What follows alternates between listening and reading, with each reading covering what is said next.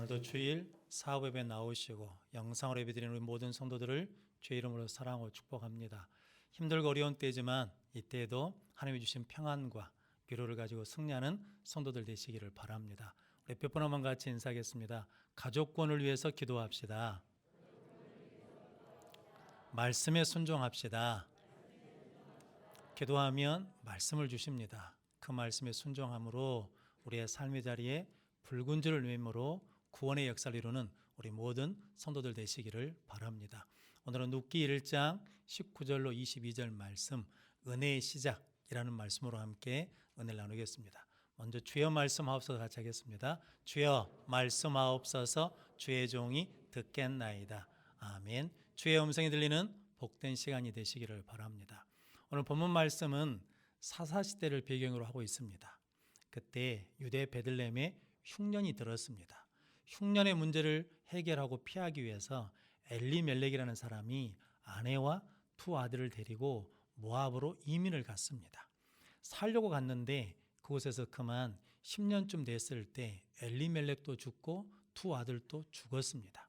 남아있는 나오미가 남편 죽고 아들이 죽은 그 고통스러운 삶을 사는데 마라와 같은 삶이었거든요. 근데 그의 삶이 회복되고 하나님을 찬송하며 승리하는 삶이 되었습니다. 오늘 본문 말씀을 통해서 나오미가 어떻게 회복이 되었는지, 나오미에게 어떻게 하나님의 은혜가 시작되었는지 함께 은혜를 나누면서 힘들고 어려운 때를 지난 우리 모든 성도들도 하나님의 은혜가 시작되는 삶이 되는 귀한 성도들 되시기를 바랍니다. 은혜의 시작 첫 번째는 하나님께 돌아올 때 은혜는 시작됩니다. 오늘 22절 말씀 같이 읽겠습니다. 나오미가 모압 지방에서 그의 며느리 모압 여인 룻과 함께 돌아왔는데 그들이 보리 추수 시작할 때에 베들레헴에 이르렀더라. 아멘. 엘리멜렉이라는 사람이 흉년을 피해서 모압 땅으로 갈 때 그 두 아들을 데리고 갔는데 두 아들의 이름이 말론과 기론입니다. 말론의 이름의 뜻이 병든 자, 약한 자라는 뜻이고 기론의 뜻이 허비하다, 허송하다라는 뜻이거든요.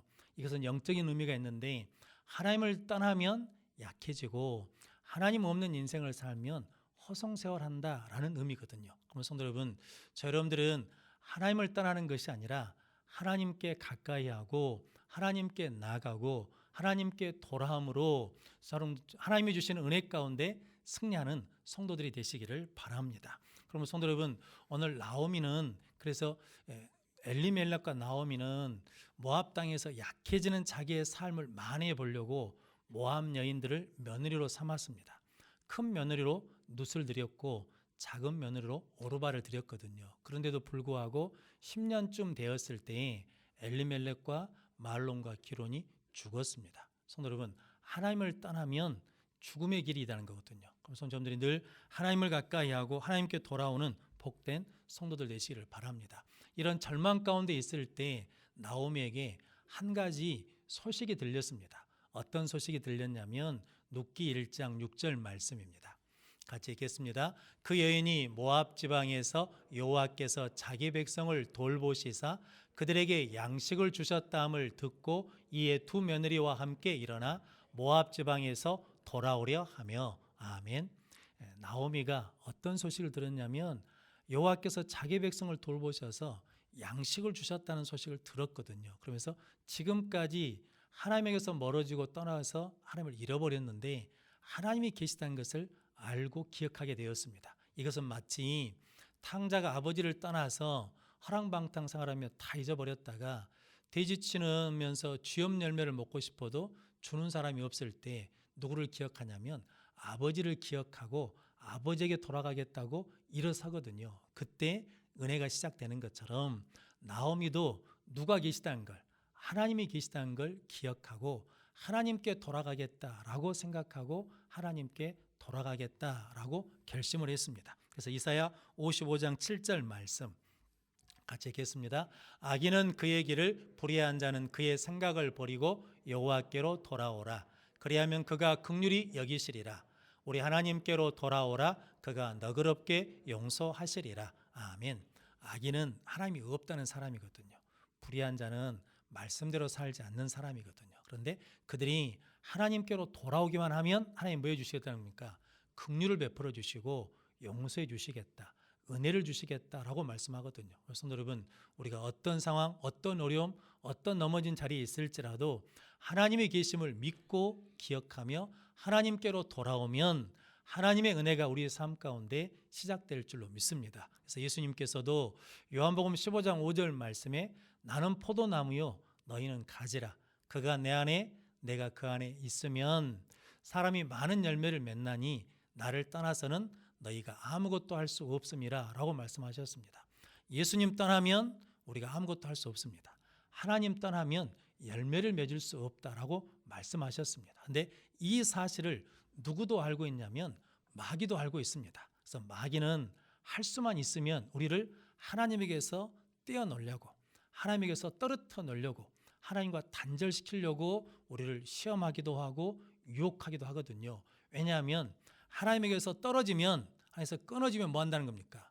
생명이 공급되지 않으니까, 은혜가 공급되지 않으니까, 믿음이 공급되지 않으니까 결국은 죽는다라는 것을 알기 때문에 우리를 하나님에게서 떼어놓으려 하거든요. 그런데 우리는 어떤 일이 있어도 누구에게 붙어 있으면, 하나님께 붙어 있기만 하면 하나님께서 우리에게 생명을 주시고 은혜를 주시고 믿음을 줄 줄로 믿습니다. 그러면 성도 여러분, 우리가 하나님께 돌아간다는 것은 하나님과 연결되는 거거든요.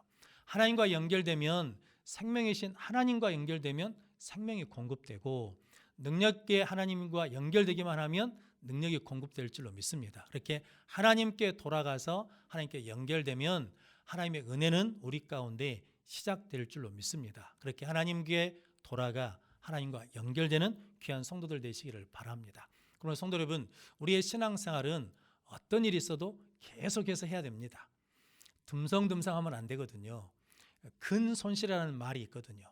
운동하는 사람들, 헬스하는 사람들이 무거운 기구를 들고 운동을 하면서 근육을 키우는데, 이게 일주일 운동 안 하고 2주일 운동 안 하고 한 달 운동 안 하면 근육들이 점점 빠진다는 거거든요. 그래서 다시 처음 모습이 돼버린다는 거거든요. 그런 것처럼 우리 신앙생활도 계속해서 신앙생활 하지 않으면 근손실, 믿음의 손실이 있고 은혜의 손실이 있고 능력의 손실이 있다라는 말씀입니다. 바울과 실라가 예수님 복음을 전하다가 빌립보 감옥에 갇혔거든요. 갇힌 상황인데 그 상황에서 그들이 뭐 합니까? 기도하고 찬송했더니 착고가 풀어지고 온문이 열렸습니다. 닫힌 상황에서도 기도하고 찬송해서 하나님께 돌아갔더니, 하나님께 연결되었더니 하나님의 능력이 임함으로 풀어지고 열리는 역사가 일어났습니다. 그럼 성도 여러분, 우리가 코로나 상황에 있지만 대면 예배로 혹은 비대면 예배로 계속해서 예배하고 기도하면 하나님과 연결되어서 하나님이 이때를 이길 수 있는 은혜도 주시고 능력도 주시고 권능도 주실 줄로 믿습니다. 그렇게 하나님께 돌아오면, 하나님께 연결되면 은혜는 그때부터 시작될 줄로 믿습니다. 이지선이라는 자매가 있거든요. 교통사고로 전신 화상을 입었습니다. 그 소식을 들은 어머니가 병원으로 달려갔더니 중환자실에 누워 있거든요. 가서 봤더니 딸 온몸에 화상을 입었어요.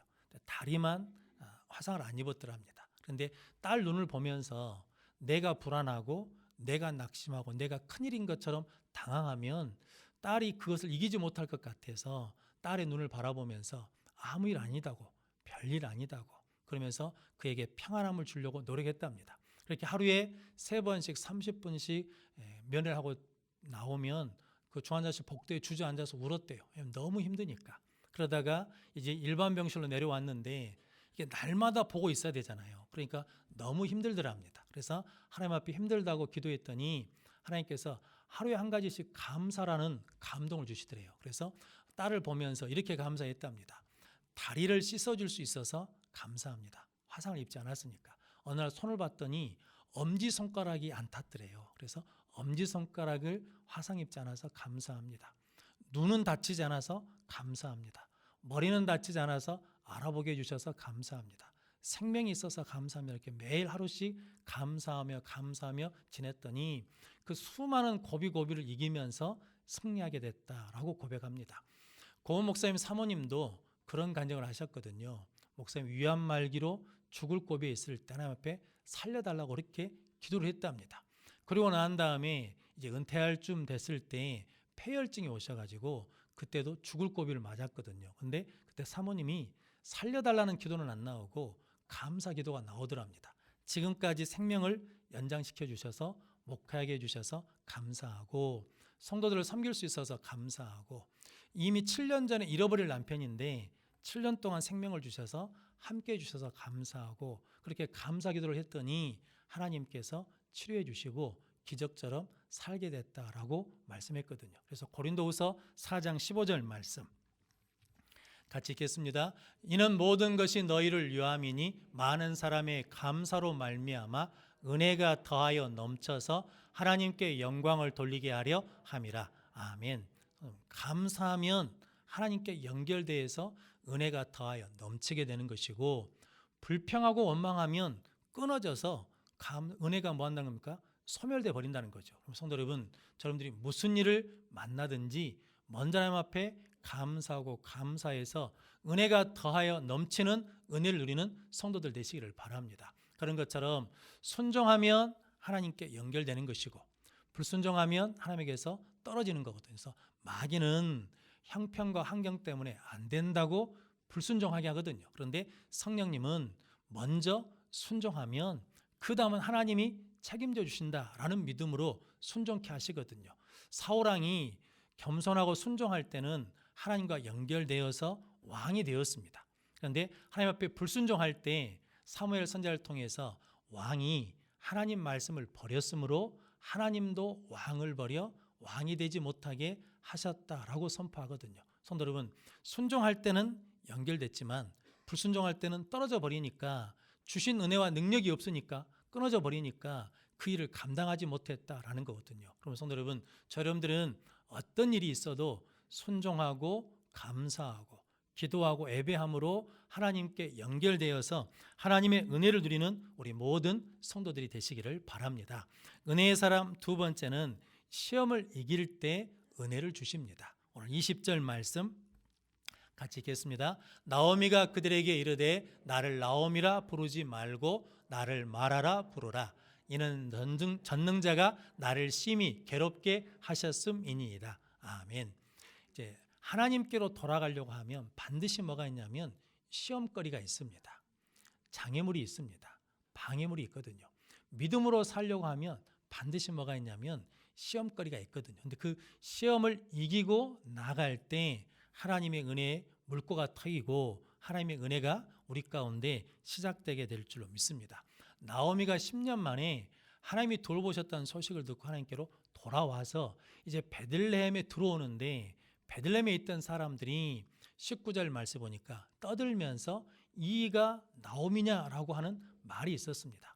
떠들다는 말이 큰 소리로 말하다, 시끄럽다는 의미가 아니라 원어적으로는 어떤 의미냐면 깨트리다, 파괴하다, 상처를 주다라는 의미랍니다. 그러니까 베들레헴에 있는 사람들이 나오미가 오는 것을 보면서 봐봐, 나오미가 살려고 갔다가 망해서 들어왔대. 남편이 죽어서 왔대. 두 아들이 죽어서 왔대. 그리고 작은 며느리는 가버리고 큰 며느리만 데리고 왔대 라고 하면서 그에게 상처를 주고 아픔을 주고 비아냥하고 멸시하고 천대하는 소리를 들었다라는 거거든요. 그런데 성도 여러분, 말의 시험이 있을 때 나오미가 그렇게 말하는 사람들과 싸운 것이 아니라 뭐냐면 인정해 버리거든요. 나 그래, 그렇게 인생이 망가져서 온 마라다. 그러니까 이제 나를 나오미라 부르지 말고 마라라고 불러라 라고 하거든요. 마라라는 말이 출애굽기 15장에 나옵니다. 이스라엘 백성이 출애굽에서 수르 광야로 갔을 때 광야길 3일길을 가는데 물을 얻지 못했습니다. 그러다가 물 있는 곳에 갔는데 물을 먹어보니까 써서 먹을 수가 없습니다. 그래서 이름을 마라, 쓴물이라고 이름을 졌거든요. 그때 모세가 하나님 앞에 기도했더니 하나님께서 한 나무를 가르쳐 주시면서 그 나무를 물에 던져 넣었더니 물이 달게 되었습니다. 그 자리에서 하나님이 나는 너희를 치료하는 여호와다, 여호와 나파다라고 말씀해 주셨거든요. 그것처럼 오늘 나오미는 나에게 아픔과 상처를 주는 사람들을 바라보는 것이 아니라 내 현실을 인정하면서 누구를 바라보냐면 전능하신 하나님, 마라 같은 내 삶을 나오미, 기쁨과 희락 있는 삶으로 고쳐주실 하나님을 바라보면서 그것을 이겨내었습니다. 성도 여러분, 우리도 마찬가지거든요. 우리 인생에 아무리 선물 나는 마라 같은 삶일지라도 전능하신 하나님이 우리를 고치시고 회복시켜 주실 줄로 믿습니다. 그 하나님을 바라보고 의지함으로 우리도 시험을 이기는 성도들 되시기를 바랍니다. 사울왕은 말의 시험을 이기지 못해서 넘어지고 망했습니다.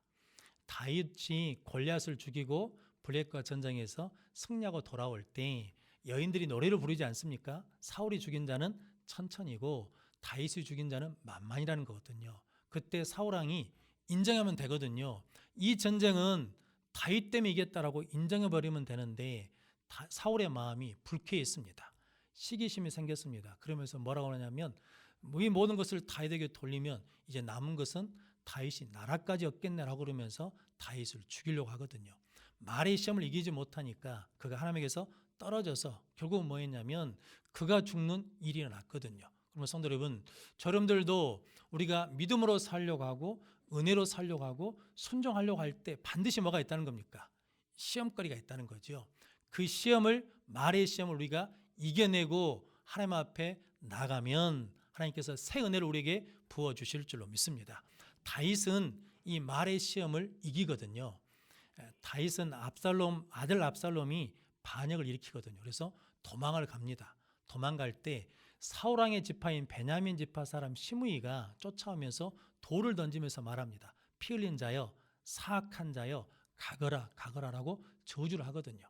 그것을 옆에서 보던 아비새 장군이 내가 건너가서 저 사람을 죽이겠습니다 라고 할 때 그냥 놔두라라고 그러거든요. 그러면서 사무엘하 16장 12절 말씀 같이 읽겠습니다. 혹시 여호와께서 나의 원통함을 감찰하시리니 오늘 그 저주 때문에 여호와께서 선으로 내게 갚아주시리라 하고 아멘. 하나님이 내 원통함을 뭐 하신다는 겁니까? 감찰하셔요. 알고 계셔요. 그래서 오늘 그 저주 때문에 하나님께서 도리어 그것을 선으로 바꿔주실 것이다 라면서 말의 시험을 이겨내거든요. 그랬더니 압살롬의 반역이 진압되고 다윗의 왕권이 회복됩니다. 성도 여러분, 우리도 말의 시험이 있거든요. 그때 반드시 우리가 하나님을 생각하고 하나님을 의지하고 하나님의 이름으로 이김으로 말미암아 하나님 앞에 나아가 은혜의 시작을 누리는 성도들이 되시기를 바랍니다. 그래서 야고보서 1장 2절 말씀에 같이 읽겠습니다. 내 형제들아 너희가 여러 가지 시험을 당하거든 온전히 기쁘게 여기라. 아멘. 시험을 당하면 낙심하지 말고 원망하지 말고 절망하지 말고 뭐라는 겁니까? 온전히 기쁘게 여기라는 거거든요. 왜냐하면 시험을 이기면 무엇을 주시니까? 은혜를 주시니까. 시험을 이기면 무엇을 주시니까? 믿음을 주시니까. 시험을 이기면 무엇을 주시니까? 복을 주시니까 시험을 당하거든 기쁘게 여기라는 거거든요. 할렐루야. 여러분들이 우리 삶 가운데 여러 가지 시험이 있거든요. 그때마다 하나님 무슨 복을 주시려고 이번에도 믿음으로 이기겠습니다. 말씀으로 이기겠습니다. 라고 선포하고 이겨서 은혜의 자리로 나가는 우리 모든 성도들이 되시기를 바랍니다. 다니엘의 세 친구 사드락, 메삭, 아벳노가 믿음의 시험을 받았습니다.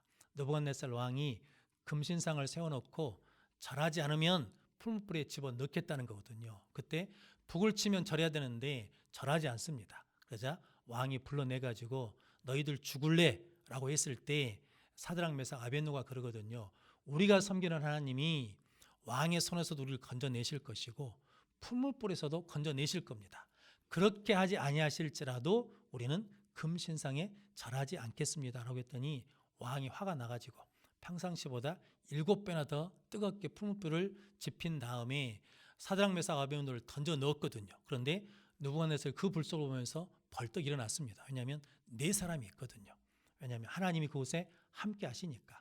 그들을 건져내었더니 머리털도 상하지 않고 탄내도 나지 않았습니다. 그러자 다니엘서 3장 30절 말씀 같이 읽겠습니다. 왕이 드디어 사드락과 메삭과 아벳느고를 바벨론 지방에서 더욱 높이니라. 아멘. 사드락, 메삭, 아벳느고를 불구덩이에 넣었던 왕 느부갓네살 왕이 그들이 시험을 이겼더니 그들에 향한 신뢰가 더 커졌어요. 그래서 바벨론에서 더욱 뭐 됐다는 겁니까? 더욱 높여주는 은혜를 받게 되고 복을 받게 되었다라고 말씀합니다. 성도 여러분, 우리도 시험을 이기고 하나님 앞에 나가면 하나님께서 은혜를 주시고 더 큰 믿음을 주시고 더 큰 능력과 복을 주실 줄로 믿습니다. 그 믿음으로 시험을 이기는 귀한 성도들 되시기를 바랍니다. 요셉도 시험을 이겼습니다. 보디발의 아내가 날마다 유혹하거든요. 나랑 자자고. 그때 요셉이 날마다 거절하면서 하나님께 득제할 수 없다는 거거든요. 시험이 오면 먼저 누구를 생각해야 된다는 겁니까? 하나님을 생각하면 됩니다. 그래서 요셉이 하나님께 득제할 수 없다고 시험을 물리치거든요. 근데 성도 여러분, 시험을 이겼는데 잘된 것이 아니라 감옥에 떨어졌거든요. 그 감옥에서 누구를 만납니까? 술 맡은 관원을 만납니다. 술 맡은 관원이 요셉을 바로 왕한테 소개하거든요. 시험을 이기면 처음에는 어렵고 안 되는 것 같아도 하나님께서 역사하셔서 시험을 이긴 자에게 은혜를 베풀어 주시고 능력을 베풀어 주실 줄로 믿습니다. 삼손은 시험을 이기지 못하거든요. 드릴라가 날마다 힘이 어디서 나오냐고 묻거든요. 그때 삼손이 나는 나실인이어서 말해줄 수 없다는 거거든요. 그런데 날마다 와서 말하고 재촉하니까 성경에 이릅니다. 삼손이 죽을 지경이에요. 그래서 가르쳐 줍니다. 머리털을 밀면 힘을 못 쓴다고. 그래서 드릴라가 블레셋 사람들의 돈을 받고 머리털을 밀어버리거든요. 그래서 힘이 없어서 두 눈이 뽑히고 연자맷돌을 돌리게 됩니다. 그렇게 떨어진 인생인데 하나님께 기도해서 하나님과 연결됐더니 하나님께서 이길 수 있는 힘과 능력을 주셨습니다. 성도 여러분, 여러분들도 시험을 이기고 하나님 앞에 나가면 하나님께서 은혜 주실 줄로 믿습니다. 그 믿음으로 여러분들이 하나님 앞에 나아가서 승리하는 성도들 되시기를 바랍니다. 방직 공장을 운영하는 장로님이 계셨답니다. 이 장로님이 방직 공장에서 물건을 만들면 70%를 대기업에다 납품했대요. 그러니까 기업이 잘 되고 형통했죠. 그런데 대기업의 이사가 바뀌더랍니다. 그러면서 그 이사가 와서 물건을 납품해 가면서 어느 날 그러더라는 거죠. 일요일 날 납품하라고. 그랬더니 장로님이 주일 날은 납품을 못 합니다. 토요일 날 하겠습니다. 아니면 월요일 날 이런 시간 하겠습니다. 그랬더니 안 된다는 겁니다. 꼭 일요일만 하라는 거예요. 왜 일요일 날 안 되냐? 그랬더니 일요일 날은 주일 날은 예배 드려야 됩니다. 라고 그랬더니 그 대기업 이사가 그러더랍니다. 납품이 중요합니까? 예배가 중요합니까? 라고 물었다는 거죠. 둘 중 하나 선택하라는 거거든요. 그때 장로님이 예배입니다. 하나님입니다. 라고 대답을 했습니다. 그랬더니 그 이사가 그러더랍니다. 이 사람 안 되겠네. 좀 당해봐야지. 라고 그러면서 물건 납품을 거절해 버리라는 거죠. 그렇게 믿음을 지켰으면 하나님이 복을 주셔야 되잖아요. 그런데 다 막혀가지고 1년 반 동안 새로운 거래처를 뚫는데 죽을 지경이었답니다. 그래가지고 고생해가지고 한 50% 정도 회복을 시켰대요.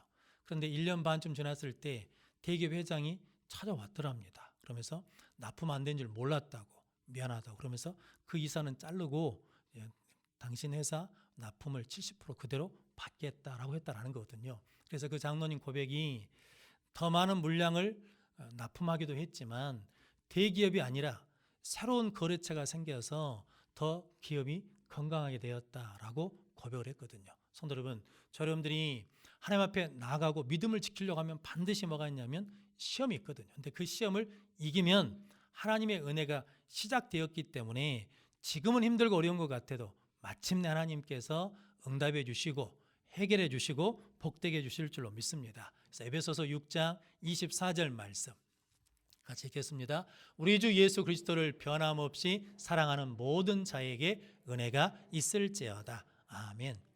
변함없이 예수 그리스도를 사랑하는 자, 변함없이 하나님을 사랑하는 자에게는 은혜가 있을지어다라고 선포해 주시거든요. 우리가 시험을 어떻게 이길 수 있냐는 거죠. 하나님 사랑하는 믿음이 있을 때 이길 수 있습니다. 그러면 성도 여러분, 세월이 흐르면 다 변하거든요. 세상도 변하고 삶의 방식도 변하고 유행도 변하고 심지어 우리의 용모도 바뀌잖아요. 그렇지만 아무리 세상이 바뀌어도 변하지 않는 것이 있는데 우리가 하나님을 향한 사랑, 예수님을 향한 사랑과 믿음은 변하지 않아야 될 줄로 믿습니다. 그렇게 변함없이 하나님을 사랑하면 하나님께서 우리에게 은혜를 베풀어 주실 줄로 믿습니다. 우리 예수님도 시험을 당하셨잖아요. 그런데 시험을 뭘로 이기셨습니까? 말씀으로 이기셨습니다. 하나님을 신뢰함으로 이기셨습니다.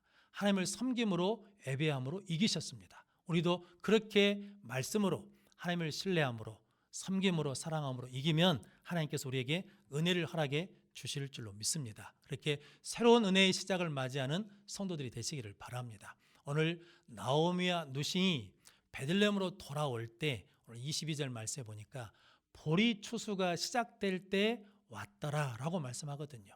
보리라는 말이 히브리어로 거칠다는 의미랍니다. 그러니까 보리가지는 거칠건잖아요.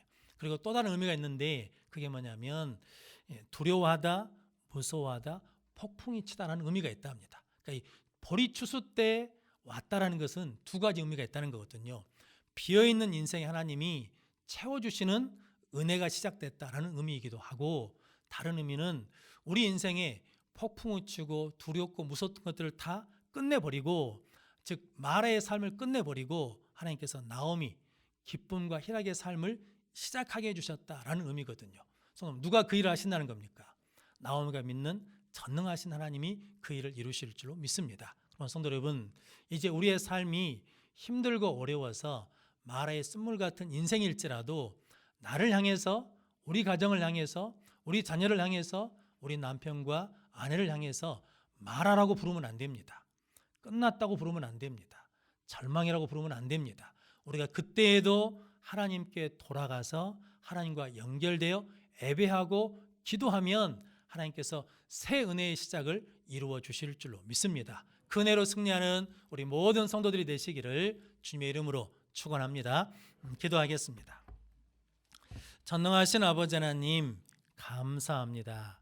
하나님을 나의 하나님으로, 아버지로 부를 수 있는 은혜를 주셔서 감사합니다. 이제 우리가 하나님 앞에 나가 예배하며 기도하며 찬송할 때, 감사할 때 하나님과 연결되어 새 은혜가 시작될 줄로 믿사오니 그 믿음으로 하나님 섬기는 우리 모든 성도들 되게 하여 주옵소서. 예수님의 이름으로 기도하옵나이다. 아멘.